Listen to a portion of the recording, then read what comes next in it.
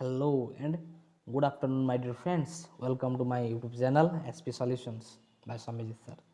So, in this video, we are going to talk about the flower. What is the basic structure of a flower? How it is classified, and some modifications of flowers. Okay, so this is the general idea or general um, uh, instructional objective of this video. Okay, so my dear friends, so generally the swollen of end of a pedicel is called the thalamus. Okay, the swollen end of the pedicel. Okay, so this is known as your thalamus. Suppose you have seen that is the flower. Okay, this is the swollen end of the petiole. So this is the petiole, and the swollen part of the petiole is known as your thalamus. Okay, so a a bisexual plants.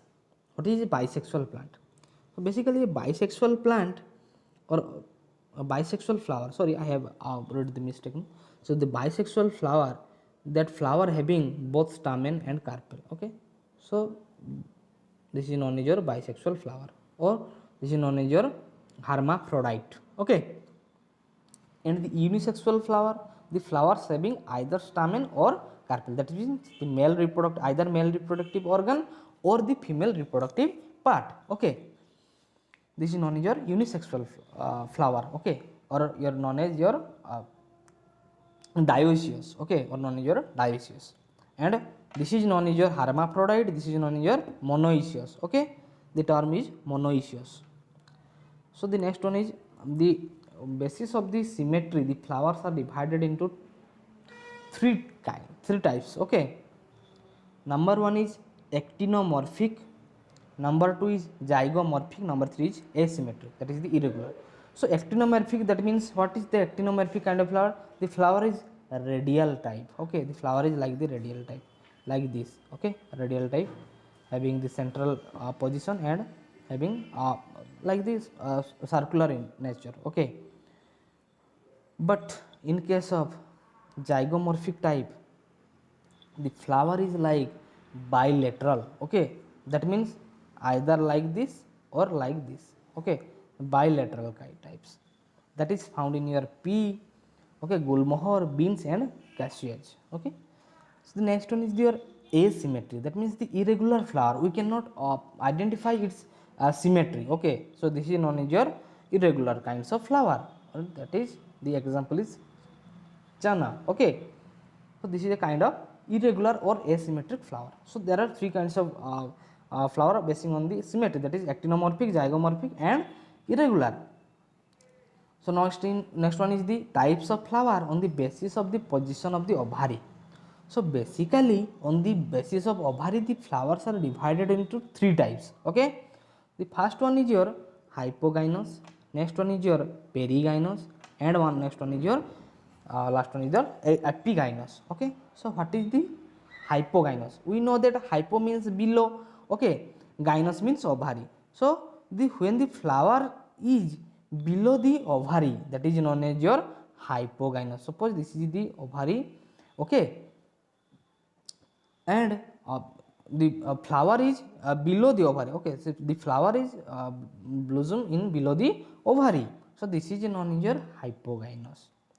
So the next one is your perigynous. So peri means what? That means surrounded here, but peri means ovary is half inferior. Okay, it is found in your plums, rose and peach. Okay, and the next one is your epigynous. Epi means the ovary is inferior, that means the flower is above the ovary. Okay, the flower is above the ovary, that means suppose this is the ovary and the flower is blossom above the ovary and above the ovary. Okay, that means the ovary is inferior in the epigynous. Okay, so here this is the kinds of position of the ovary. The flower are three types. Okay, and it is found in the guava, cucumber, okay, etc. The next one is your calyx. So what is a calyx? So calyx is nothing but it is of two types, like gamosepalous and polycephalous. Okay. So when the sepals are united, we are says it as a gamosepalous. And when the sepals are free from each other, suppose the flower having the 5 sepals, okay, having the 5 sepals, and when the sepals are free, that is known as your polysepalous. Poly means many, okay. So here each individual is different from one another, and it is known as your polysepalous. And the next one is your gamosepalous, where the gamo means united, okay, when the sepals are united, known as your gamosepalous. Next one is your corolla.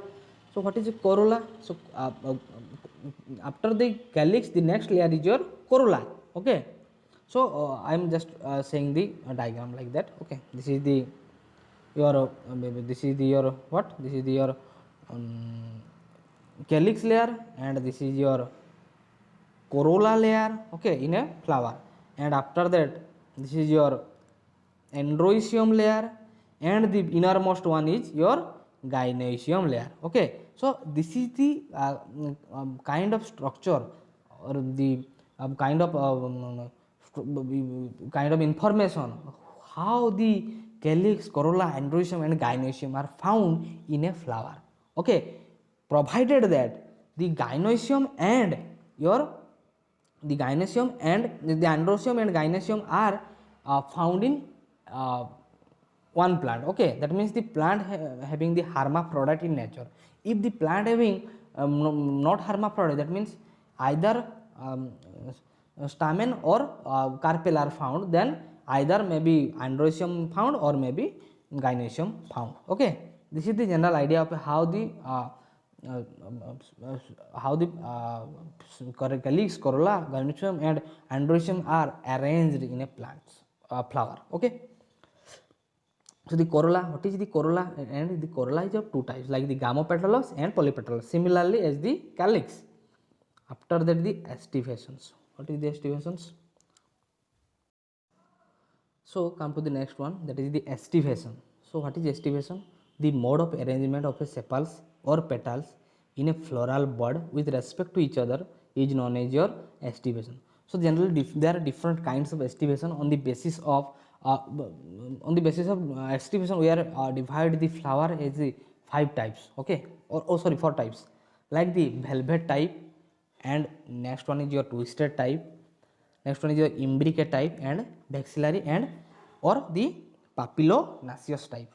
So generally how the velvet type are found, okay, this is generally found in calotrophes. We have seen the velvet type, and another one is your twisted type.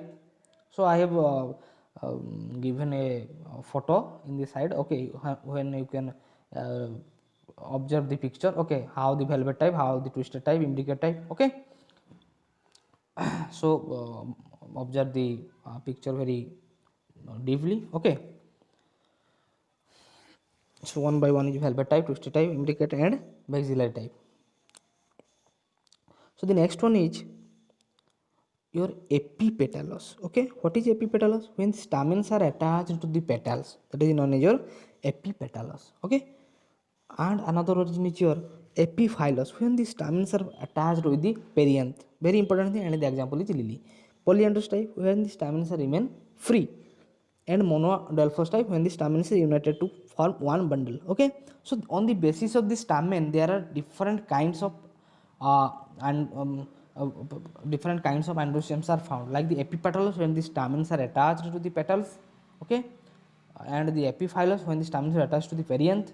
Polyandrous, when the stamens are remaining free, poly means many, and androecium means stamens, okay, when the many androeciums are found, okay, that is known as polyandrous. Monoandrous means when the stamens are united, okay, the opposite of the polyandrous. Another one is diadelphous, that is when the stamens are united to form the two bundles, okay. Di means bi, okay man, that means two. And polydelphous means, what is the polydelphous meaning? The stamens are united to form two bundles, okay, that is known as your polydelphous, like the citrus plants, okay. And the variations in the length of the filament within the flower, like the salvia mustards, okay. So the length of filaments are also different in the different flowers. So this is known as your variations, okay. And the sterile stamens are known as your stamina node, okay. So this is the basic important thing about the androecium, okay. So come to the next. Next on the placentation. So how the placentation are found, you have to read in the books and see the pictures, then you can easily understand the how the placentation are found. Okay, the next one is your gynoecium. What is gynoecium? So gynoecium is the female reproductive part of a plant, basically plant. Okay, so basically the some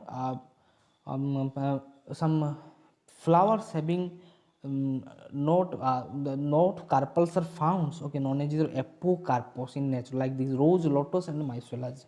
Another one is syncarpos, when the your gynoecium is attached, okay, in the flower. So after that, the general thing is fruit, when the androeciums and gynoeciums layer, that means the female and female part, or the male and female gametes are fused to form the zygote, and after the zygote are matured and full grown, it develops into the fruit. Okay, so the fruit forms without the fertilization of ovary, that is known as your parthenocarpic fruit. Okay, so when the fruits are developed without the fertilization, known as your parthenocarpic fruits. Okay, like the drupe fruits, that is the mango, okay, or the coconut. This is the general idea about how the different morphology of a flower is seen. Okay, this is the short and sweet method how the how you have to revise in the your upcoming examinations. Okay, this is for today. Thank you for watching. Keep subscribing. Thank you.